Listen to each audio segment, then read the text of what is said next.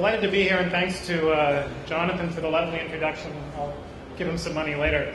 We're going to talk about innovation in funding, and I'm just to sort of set the stage.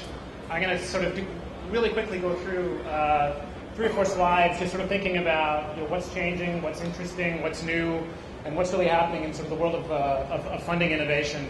And then we'll open it up and we'll talk about this with our panel, and then we'll throw it out to the audience as well. We're trying to give lots of time towards the end for questions, so get your questions ready, and we'll get to you probably with 10 or 15 minutes left to go and see what we can get going. Okay, so with that, I'll see if I have any clicker competency whatsoever. So what I thought would be sort of a good way to start off our conversation was think about where the world of funding early stage companies has come from, in a sense, and then we'll talk about where it's going. And then the implications, not just in the U.S., because it's easy to make this very U.S.-centric, but around the world. So, it's pretty well known, I think, certainly by most people in this room, where the primary sources of funding are for young companies, right? The primary sources are what they've always been, or at least have been for more than 30 years now. They're people's savings, right? It's money that you put towards something that you believe in, so your own savings. It's your family savings. You've been able to convince friends, family, and others to give you money for something you feel is really important, a company that you're going to start. Right? Credit cards hugely important, largely overlooked. Many times people get themselves in big trouble with credit cards starting companies, but many early stage companies started using credit cards. Google famously, some of the first purchases of hard drives they did to start the company, all on credit cards, no financing from anyone. So, we can sort of go through this list. This is the orthodox list of where capital comes from to start young companies. You'll notice, of course, venture capital, vanishingly small share of this actually disappears. But these are the primary sources. So it's worth asking, how is that changing? Is it going to change? And if it does change, what implications does it have for starting more companies? So let's sort of go forward a little bit. This is from a study that came out in 2012 looking at sources of funding. Now this is sort of looking really far forward because it's the Bay Area, which is obviously fond of experimenting, but nevertheless it's worth thinking about what's happening there. So in the Bay Area, what do you see? You see that the sources of funding for young companies has really exploded, right? A variety of sources now. It's not just savings, it's not just credit cards, it's not just family. There's micro VCs, there's angel lists, all of these different providers of capital. So the thing I want you to take away from this is this incredible, almost biological proliferation of new sources of funding. And this is being replicated around the world, but this is what's happening right now in the Bay Area, where you're seeing so many new sources of funding emerge. And this is hugely important for reasons that we'll talk about, and I'll just mention briefly as I go into this last couple of slides. So this is the speciation I'm talking about. Here's just a list of some of the crowdfunding platforms that have emerged in the last 5 years around the world, not just in the United States. It's incredible, as I said, nearly sort of biological explosion of all kinds of young companies intended to help other companies find funding. And that's really interesting, right? The reason why all of this is interesting is think about it in the context about 15 years ago when wireless technologies were first emerging and we were talking about what was happening in emerging markets. What was the phenomenon? We talked about how these countries were leaping straight to wireless, right? They weren't installing wireline technologies. They were leaping over wireline technologies, China most famously, but many countries, Afghanistan, throughout Africa, and going straight to wireless technologies because they saw no reason to replicate the installed base of wired technologies that we had in the U.S. I'm going to argue, and my panel should feel free to disagree with me, that this is what's happening in financing young companies. We're leaping over a lot of the existing financial system. And this is hugely important outside of the U.S., where that system in many ways either doesn't exist or is hostile towards young companies. So we're leaping over the banking system. We're leaping over venture capitalists, at least orthodox venture capitalists, and going through all of these new sources. It may not be these sources, but a variety of others. But the point being that in the same way we leaped straight to wireless in many emerging markets, we leaped over this old technology called wireline. We're leaping over this sort of ossified, old, antiquated financial system as we find new ways to democratize funding. And what have been the implications? Well, it's pretty remarkable. AngelList in the United States right now, which is now funding companies around the world, or at least helping to make connections, is doing $40 million a month in connections. $40 million a month in young companies. Annualize that, you're about $500 million in connections. Companies who are finding their investors either directly or indirectly through this new medium. This has nothing to do with the orthodox financial system. It's just helping create liquidity in a market that never had it before. Similarly, the other more famous one on the crowdfunding side of things, Kickstarter last year did $320 million in project-based funding. Remarkable, remarkable number. Doubly so if you put them together, right? Let's add them both up. So put Kickstarter's numbers, which are worldwide now, with AngelList numbers worldwide, and where do we get? We're actually roughly on par with what the venture industry was in around 1985. So we're doing as much financing of young companies through these two venues that, in a sense, end run the entire financial system, as we did in total in the venture industry in 85. And you may say, who cares? 85, that's so long ago, right? That doesn't make any difference. This was the size of an industry that funded Cisco, funded Apple, funded many of the largest, funded Dell. Many of the largest and most successful technology companies worldwide were funded out of a risk capital system that size. Not the one we have today, that size. So this is a remarkable transformation. And it's one that I think is hugely optimistic for the rest of the world, because too often we have this conversation about how do I grow a domestic venture capital system. I'm going to argue, I think that's a little bit like saying, how do I install wireline phones in all of the houses in my country? The answer is, who cares?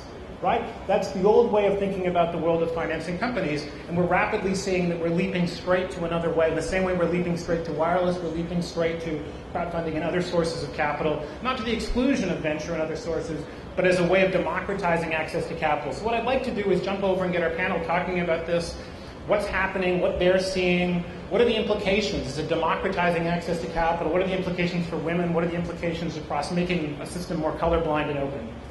So, the future, I'm going to argue, is just more. We're going to see more. We're going to see more sources of capital, more people playing in a marketplace that for too long was very rigid and stuck. So with that, I'll jump over here.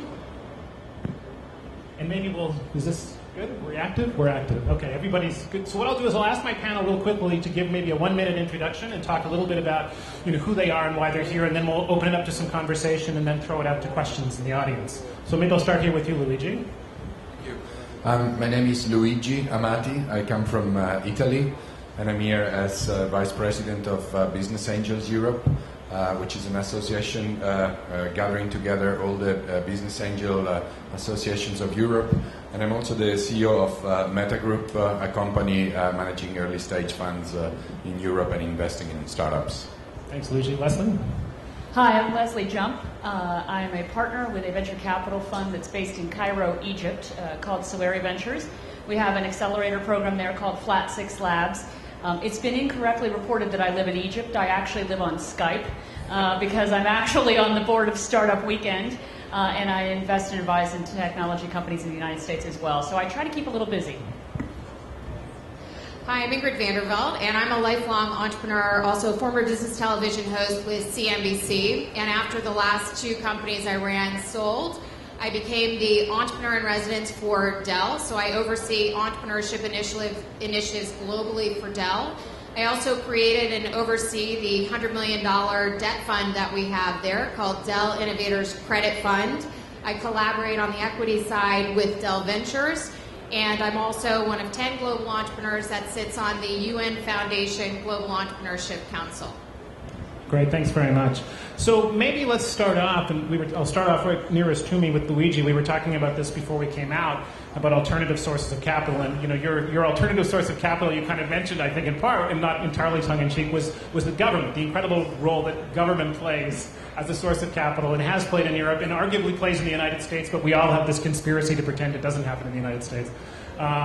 So why don't we start there? Talk a little bit about what some of your thoughts are about how even the role of government is changing with respect to as a source of capital and as an unusual source. Yeah, well, what we see in Europe, but I think as you were mentioning, is similar to the States.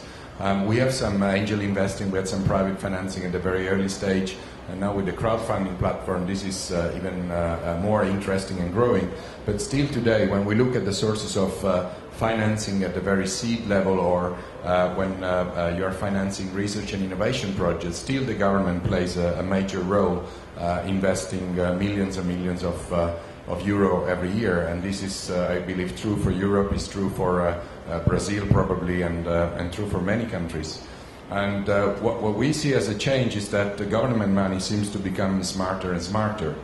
And what I mean by this is that whereas maybe 10, 15 years ago you would see the government not only putting the money on the table, but also trying to manage this money and also try to be an investor itself, now government is more and more, going behind the curtains and encouraging more private fund managers and more private investors, more business angels, more crowdfunding platform to actually become the investors and just maybe, in a much more clever way co-invest with those guys and actually facilitating the success of the public funding by letting the private sector driving the investment. So let me just sort of take this sort of government angle and sort of move over into sort of some other less funding related innovations that government can do, and then we'll take it entirely to the private side.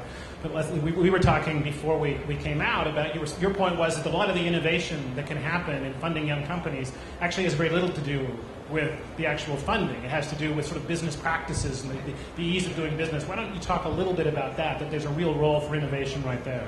Sure, absolutely. I think a lot of times entrepreneurs think, I have to score some big investment from some big fund in order to be able to make my business work. Well, the reality is you have the power to make your business work. And what we encourage our entrepreneurs to do is things like look at how you can get business from other large corporations. We just had an event with Flat 6 Labs where we had 40 companies come in, and we brought in a bunch of entrepreneurs, and we basically did speed dating between the corporations and the entrepreneurs to help them get investors. Lots of times people think about financing as being very traditional. We try to be entrepreneurial in our thinking there too. Right. And Ingrid, what are you saying? What are you seeing in terms of, let's sort of start moving away from what government's doing to thinking about how you partner with organizations as an investor at Dell and try to find more innovative ways, like debt, for example, in a sense, is a pretty unusual way to be financing young companies right now. Right. Well, and I appreciate you talking about that, because one thing I will say on the policy side that in the United States, while we say there's a lot of money out there from our governmental agencies, the regulatory environment makes it so difficult to actually gain access to that. It's a very time-consuming process. And so that is something that we're addressing on the policy side from Dell. We actually are working with the White House. We're also going state by state to work with the governors and the senators to really focus on developing legislation that eases up the regulatory environment, first of all, to start and grow business, but then certainly to access this funding. So it's out there, but it's a big issue. So then to shift it over to the Dell side, so one of the things that we did at Dell was, I think what we're starting to see at the corporate level is the role that corporations who have access to a lot of resources that can be very valuable to help these entrepreneurs grow, the role of corporations is really starting to change. And I think what we certainly have seen at Dell is Dell's a very entrepreneurial company to start out with. We still have Michael at the helm. He's very involved in these programs. And we took a step back and said, what's the issue that's happening for entrepreneurs out there trying to gain access to this funding? Because there's a lot of it out there, but it's still difficult to gain access to. And so we saw an opportunity to fill a gap. And the reason that we set up the $100 million fund that I run is because we saw the gap where entrepreneurs who might have been funded, they can go into a bank to try to receive funding, but the terms are going to be so aggressive, it doesn't even make sense to go get that financing. And from our perspective, when we look at some of the most successful entrepreneurs out there, I mean, as an example, companies that use technology and innovative ways to build their companies create jobs twice as fast as those who don't.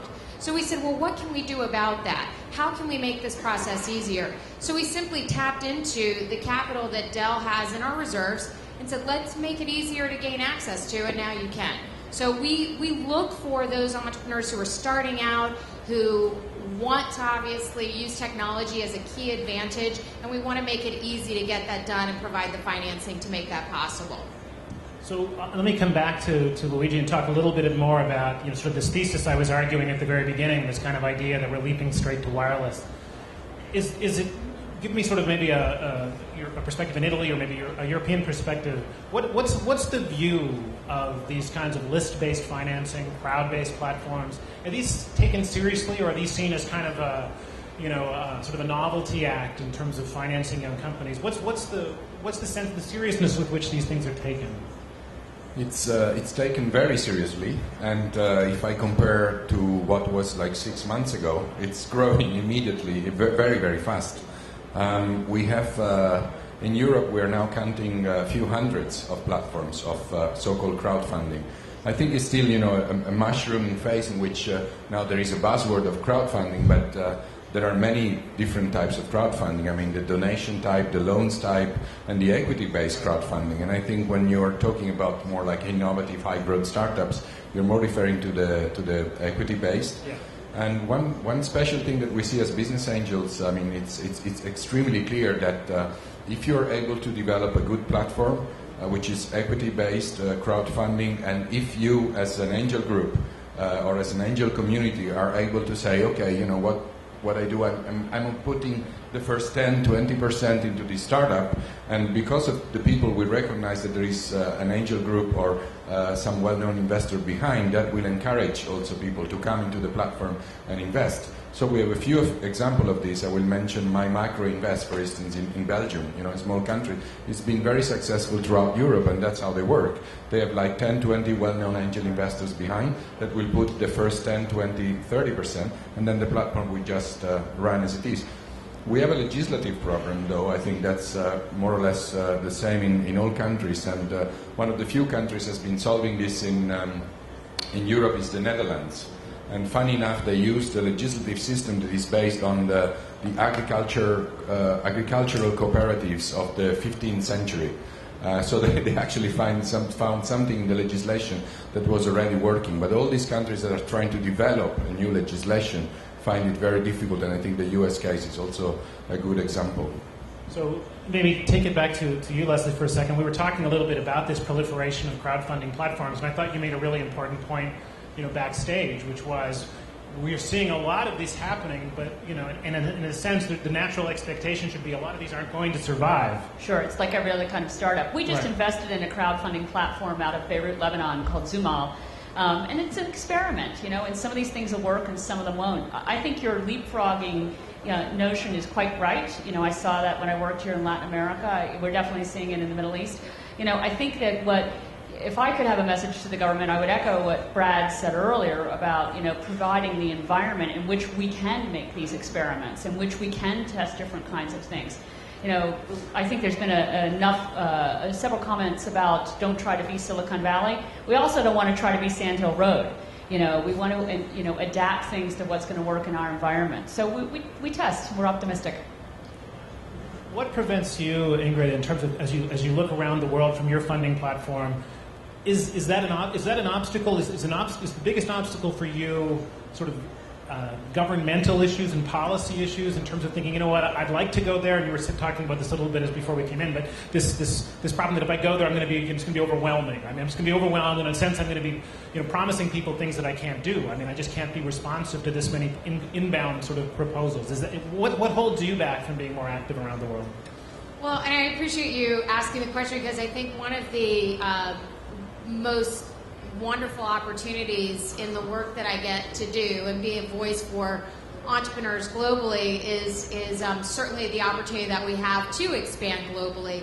But entrepreneurs, we're a very unique breed. We're going to do whatever it takes to make our dreams happen. And in terms of as we begin and as I begin to expand our program globally, we go into a market and entrepreneurs all of a sudden say, oh my gosh, we've got Dell here, they've got a $100 million fund or a $200 million fund, they're here to invest. And I would do the same thing. We get a lot of requests. And so the challenge on our side is how, as a global corporation, but still very much operating, my division operates like a startup company, we've got to make sure that we're able to service those entrepreneurs correctly. We can't afford to go into a market. We can certainly try some things out that aren't going to work, but we can't afford to go in, commit into a market, and not be able to service the entrepreneurs that are there. So we have to be very strategic about what's happening around the world, who's ready for us to show up, what environments exist in partnership with the governments. So, for example, you were talking earlier about, and the last speaker was saying that in the Middle East, in some places, if you fail as an entrepreneur, you're going to go to jail. we go out and we're true believers of go try your ideas. Some of them are not going to work. So we have to be very strategic about where we go and make sure that we've got the support in place, because once we come into your market, we intend to stay and we intend to do our part to help make sure you're as successful as you want to be. And maybe just to reinforce the point Leslie made earlier, what do you think the implications are? And you were just talking about a crowdfunding platform that was you folks just funded in. Right, Sumo. Say half of the crowdfunding platforms that have been created in Europe and Asia all fail. Right. Just for the sake of argument, because startups fail, right? Right. These are just startups Exactly. themselves. What are the implications of people saying, you know what, this was a big mistake, let's go back to giving money to the people in the blue suits with the firm handshakes and those venture guys? You know, I think our entrepreneurs are like entrepreneurs around the world. They're heat-seeking missiles, right? They're going to keep finding ways to work through the problem. I just spent 3 days with the Startup Weekend team, you know, and I have to say I'm exhausted because those guys have just so much energy. But so, you know, it's wonderful. But I think that, you know, it might fail. They might come up with something to teach us. You know, one of the things that I think we have to be very cognizant of is, you know, we all have a lot of ideas, but we can learn from them. You know, for you, Dell, go find local partners. Let them talk to you, and maybe together you guys can find a solution that'll work in a particular market you might have questions about. So I think that's what will happen here. Yeah, well, I think one thing that I would like to say is that probably the crowd funding, I mean, as it is, it will encounter a number of problems in the future, because, as I said, there are thousands of these platforms being created right now. But and I think the crowd could be the problem in the end, because when you're just doing it for a donation is something, but when you want to do like risk capital on the crowd, you know, you can have a lot of problems of unexperienced people putting their money and then, you know, finding a lot of bad surprises. But what I think it will stay is certainly this kind of funding platform concept. And I think, like, you know, what Dell is doing and other multinationals are also doing, it's very interesting. One thing we're testing as a concept, we do these kind of early stage regional funds. And so what we organize are some kind of Globe Forum type of regional platforms, which are based on challenges, which are challenges of the region, in which we're trying to bring together investors from the regions, startuppers from the regions, and then maybe multinationals or some people that could also find solution to these challenges. And so I think, although this idea of crowdfunding could have some troubles, I definitely see that the funding platforms are here to stay. So let me maybe talk through a different implication of some of this innovation in funding. And we were sort of throwing this around earlier, that one of the criticisms people make, or at least let's say this, one of the debates people have about funding is whether or not it's truly merit-based, right? Is it really that the best ideas always get funded, or is it that, you know, it's who you know, it's the color of my skin, it's my gender, it's the connections that I have for historical reasons? And, you know, one of the reasons I'm optimistic in terms of the implications of these changing nature of finance, not just crowdfunding, but sort of disintermediated funding, where I don't even really know, that I never even met these people, and I've connected them through AngelList, and we've had a pitch and other things. The whole idea of gender and race and location begins to fall away, and I think that's really interesting. It doesn't get talked about much. But Leslie, we were talking about this a little bit.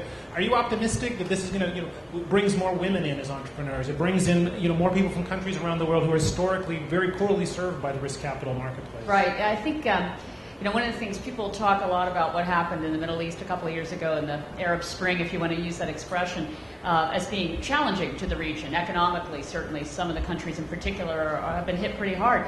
But we're actually seeing more entrepreneurs, and we're seeing more women entrepreneurs. And what I've found is that entrepreneurship is a global language. There are local dialects that are a little different. And sometimes very different. But yeah, I am absolutely optimistic about it. I also think that people become fascinated with the art of the possible. What can be made from nothing? And once the idea takes the center, then the people who are presenting the ideas become less important. So I'm very hopeful that these will kind of sort out. And who knows, maybe we'll find some entirely different framework that works better for everybody. Anything to that? I mean, we were talking about this a little bit. So. Yeah, well, and again, thank you for bringing this up, because I think it's a really interesting topic. As an investor myself, you and I were talking backstage that at the end of the day, what investors fundamentally care about is this a good deal, and are you the right person to lead it? It doesn't matter what you look like, what your background is, all of that. Now, that said, The reality of it is, I mean, when I went out to raise my first fund, I flat out had an advisor say, you don't look like, act like, sound like, or talk like any of the CEOs that the investors are used to funding. And I don't frankly think you're going to get this done. And I found myself, I literally was so scared in that moment. Thank God this has been years ago. I went home, cut off my hair, stopped wearing makeup, bought some dark brown or dark blue business suits and tried to man up. And it was even worse. It didn't work. It didn't work. I couldn't help myself. Woman through and through, right? But I think the reality of it is that we know that less than 10% of the venture capitalists out there are women. Less than 5% of all deals are getting funded to women. It's different. Just factually speaking, there aren't as many women in these roles. It's just historically what it's been. But I think that's also why we see it as one of the greatest areas for growth opportunity. And so I'm always very inspired, and we certainly do it at Dell. We look for companies that are led by women, because women who go out there and build successfully, there is a real trend to pay it forward, to give back, and to be able to lean on your network. So we created something called the Dell Women Entrepreneur Network to help one another gain access to that funding, because it is different. Before I invite people to start asking some questions, because I do want to give time for that, let's take this idea of the implications to a slightly different direction. So, there's this democratizing implication. Maybe it'll bring more people into entrepreneurship. But how about some of the existing problems? Like, for example, this idea of what do we do with early stage research that we funded and getting it to market better? Do any of these things that we're talking about have any implications? Because governments around the world are spending heavily on research, they're spending in their universities, and then everyone is faced with this problem of now what? What do I do with this stuff? How do I get it to market? How do I get it out the door? How do I attract investors? Are we talking about different things, or do any of these innovations have implications for that problem within the financial markets? And maybe Luigi, if you want to start us. Well, if you allow me 20 seconds about the women, I think that this is, the first comment is that, it's you being, trying to be male-ish. It's a difficult thing to think of, and no, thanks God, this is still the case. But the second thing is that, my profound belief is that really people believe what you believe, and it's not a problem of being a woman or a man. I can tell you a story that you will find in the report of 2012 Global Entrepreneurship Week of this tiny little Sicilian girl that started her own company called Risparmio Super, which would be super savings in Italian. She's from Messina, from a small remote city of Sicily, and she actually believed in the idea that, you are a woman, you want to work more, and you want to do the shopping, and you have no time. And if you could do your shopping list on the computer, and the computer could tell you where you could do the shopping and how much it could cost you, and maybe make a phone call, and your shopping is sent home, so you save time and all these kind of things. This will work. And she was so convinced of her idea coming from Messina that she got first round, second round, third round, and she actually won the Get in the Ring competition 2012 last year in Rotterdam. So it's only about believing in what you believe. I don't think there is anything else like that. And great point. Thank you. Coming to your point of research and innovation funding, I think this huge amount of money that is put into all this state research program in the defense, in the new materials, in biotech, and it's huge. The European Commission is investing 80 billion euro in the next Horizon 2020 research program. 80 billion euro. The only thing you can do from that perspective is that as soon as possible, try to talk to the researcher. Try to make them develop some kind of... They don't have to become an entrepreneur. I'm not a believer of a researcher becoming an entrepreneur. Only 2% may want to become, and most of them, they just want to stay researchers. But talk to them.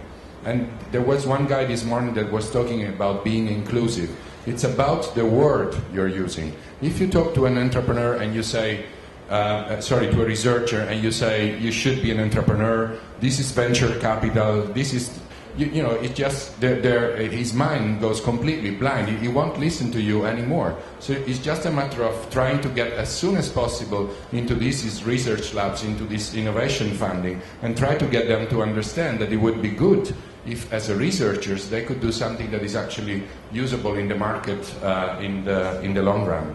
Leslie or Ingrid, do you want to add? And what, if any, implications do these new platforms have for dealing with this problem? Not necessarily of turning academics into entrepreneurs, but just of getting all of this very expensive research out of institutions and out into the market. Does it have any relevance, or are we still stuck with that problem? So I'm a fan of research in terms of any business that I'm looking at investing in. You want to make sure that the facts are there. But I think that a couple of things. Number one, I think research that's being done in the universities, one of the best ways to get it out there is to team up with the national labs, for example, to team up with technologists, to team up with entrepreneurs and form a collaborative environment where you can pull the research out and actually build a venture off of it.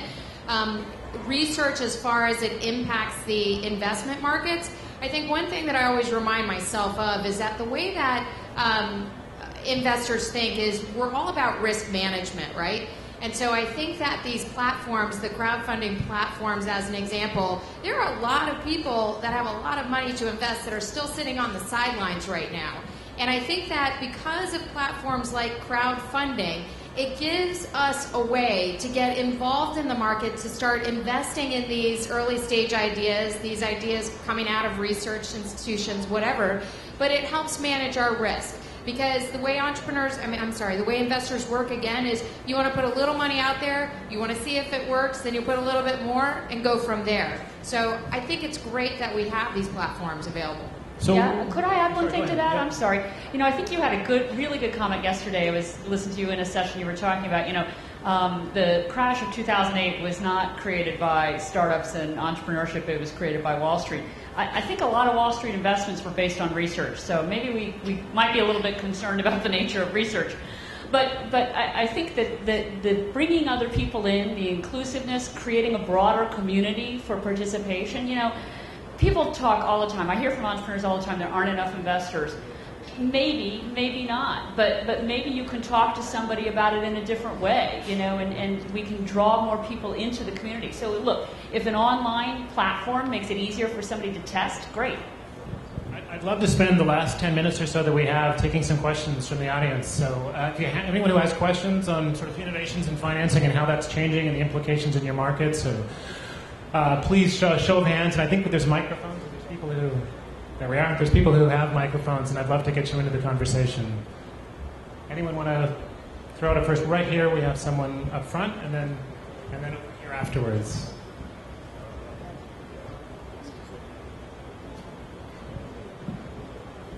Thank you.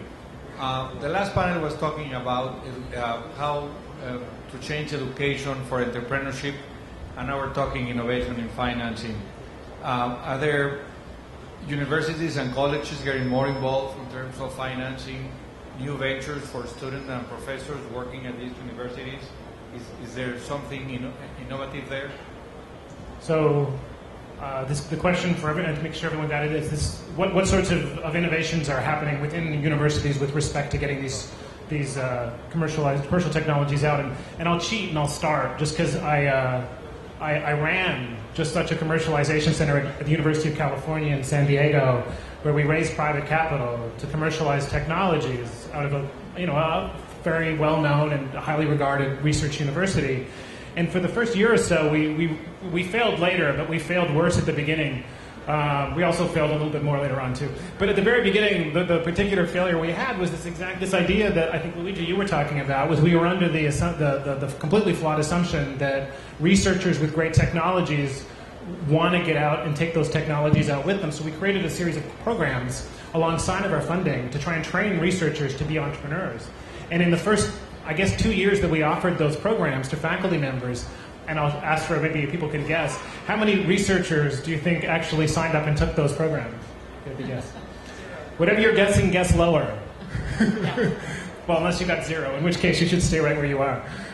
0. We got 0 faculty members signed up for these courses. And we thought, of course we forgot that once people get a PhD, they've learned all there is to know about the known universe, and so there's no reason anymore to take courses. And so they stopped. And so we thought, this is crazy because we have this funding, we have these programs. What are we missing? And of course what we learned we were missing in our experiment was that there are people who know the technology deeply, are incredibly passionate, don't know what the future holds for them, and so are willing to be highly entrepreneurial, and they're euphemistically known as grad students, right? And grad students were the people we should have been targeting. And this is no great revelation to anyone who spent a lot of time at universities. It's just we started off with a flawed idea. And so we offered this to grad students. We're oversubscribed in terms of people who wanted to take these programs for the duration that we offered them. Probably started 45 companies, sold one to Cisco, sold some companies to other people. But it literally took that trivial revelation that it really was only tangentially about the capital. It was about realizing Luigi's point, which was that we could create bad entrepreneurs and lose a great researcher, or we could stop kicking ourselves in the head and find the people who actually wanted to be entrepreneurial because they wanted to have options in their life and focus on them. And I'm sure others have maybe better stories, but that was my own experience. And that revelation for us really transformed what we were doing, and we went on to some considerable success after our first 3 years of dramatic failure. So. I came out of, so I earned my MBA at the University of Texas at Austin, and even before I go there, I'll give a shout out to Babson. I think Babson College is doing a fantastic job with their entrepreneurship programs globally. But one of the reasons that I went to the University of Texas at Austin is because of a trend that I see very common now, and that is when entrepreneurs are successful and they're in a position to give back. They want to give back through their community and specifically through the university. So a couple of my first two investors were actually the benefactors of the university, of the school. In addition to that, you find programs like they have the Texas Venture Labs competition, which has been known as the Super Bowl of competitions around the world. And they pull together from investors and corporations to make financial contributions to the winners of those competitions. And I think when you see something like that at a University of Texas or at a Babson, where you've got a competition, you have the resources to support that entrepreneur as they come out, the community of investors around that will support that entrepreneur as well. So we know that we talk about accelerators a lot now in terms of where do we find deal flow. But if you take one step behind that, we know it's coming out of the grad schools and the universities, so we want to put our time and investment there. And just before I jump to the next question, that just from Ingrid's point reminded me that we often used to argue, we would talk to our commercialization office at UC San Diego and say, stop asking for such usurious terms from startups because you're killing us. You're killing us. You've got to get this. Literally, we said, we should have you people wearing blue smocks like at Walmart, stand in front of the commercialization office and say it's a don't pay a cent event day, licenses today for 50% off, this kind of stuff. Because what happened was we said, look at the math. We make $18 million a year from license income from technologies. We make $200 or $300 million a year from donations from faculty, from entrepreneurs who love us, from people who donate back to the institution. We can kill $300 million by turning 18 into 20, right? If we have those sorts of usurious licensing terms, to get to 25 million in licensing income, we can choke off the whole rest of our income, all for a principle, which is this misguided principle of rationing up licensing income, which was another thing that seemed completely trivial but took us so long to figure out. I want to go to this question right over here. I think you've got a microphone? Yeah. Hi. Actually, the question is for the three of you. And are you acting in Brazil as investors, and if you are, which areas it's more interested to you guys? And also I want to ask if we can exchange cards so I can at least present my startup to you after the session. Is it possible? Thank you. There you go. I'll leave the business card part to you, but are you active in Brazil? No. Just kidding, yes. I could take your card, but no, my fund doesn't invest in Brazil. And Ingrid, are you active at all in Brazil? I would say, so not yet, but the conversation that I just had was, prior to getting on stage, was looking at how do we expand here in Brazil. I will tell you that one of the companies that I'm an advisor to, called Current Motor, they just came down here to look at expanding into Brazil because obviously green energy down here is very, very attractive. Those were the last couple of companies I was involved in. And I'm really interested to see what's happening in the green energy markets now. I'm also very inspired about the women, the entrepreneurs in general, but especially the women down here. So we're taking a very hard look at it. I have another. I want to get to a couple more questions. We only got a few minutes left, so there was a question right here in the front. Yeah, there's a microphone right behind you, I think. No questions are gone. Yeah, I have right here. Yeah. You. Yes. The microphone's right behind you. Okay, we got someone with a mic here. We'll get a microphone too, right? Yes. Yes. Yes, my name is Ronald and I'm from Uganda. Now my question was regarding financing. Earlier when you were introducing, you talked about the traditional methods like saving and going to the bank. But specifically look at saving. Are there innovative ways of boosting this as a source of capital? Because if you look at us putting money together, in my country one of the biggest problems is that our saving levels are so low. So we always look outside for capital. So you find 10 young people and you tell them how much do you have in your pocket. Each of them has $10 and they are actually looking for $100 as their what? As their startup capital. So are there some innovative recommendations you can make of how to use saving as a tool for mobilizing capital? That's a great question. Luigi, do you want to take that on? Well, I think for these kind of startups, the solution, I mean, when you want to attract some capital from outside your country, it is crowdfunding. If you look at the Kiva platforms and these kind of things, I think this is what you should look at. If you allow me like 10 seconds on universities, I think you should be encouraged because there is a lot more happening inside university, even outside the US. Universities are organizing creativity camps, they're organizing contamination labs. I mean, really people want to get to do things done, and researchers are getting much closer to businesses in the sense I was saying before. And my 10 seconds to you, we're not investing in Brazil, but if you want to take your company over to Europe, then we would invest in your company. No, I mean to expand. I mean, just to expand your company into the European market, then we would do that. Let's try and get in 2 more quick questions if we can, and then we'll try and wrap up on time. I think I have a microphone right here. Yep. Hello, guys. I'm a Startup Weekend organizer from Brazil. And I want to know a similar thing about Brazil. What do you hear about Brazil out Brazil? My English is not the best. What do you hear about crowdfunding in Brazil? What do you hear about this ecosystem in Brazil? Not in general.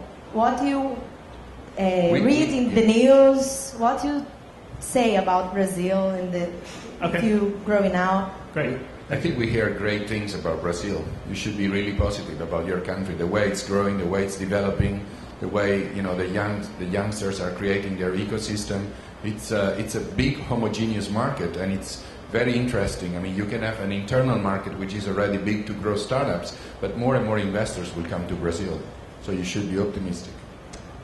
We have just hit the end of our time, and I'm sorry, I can see there are a lot more questions.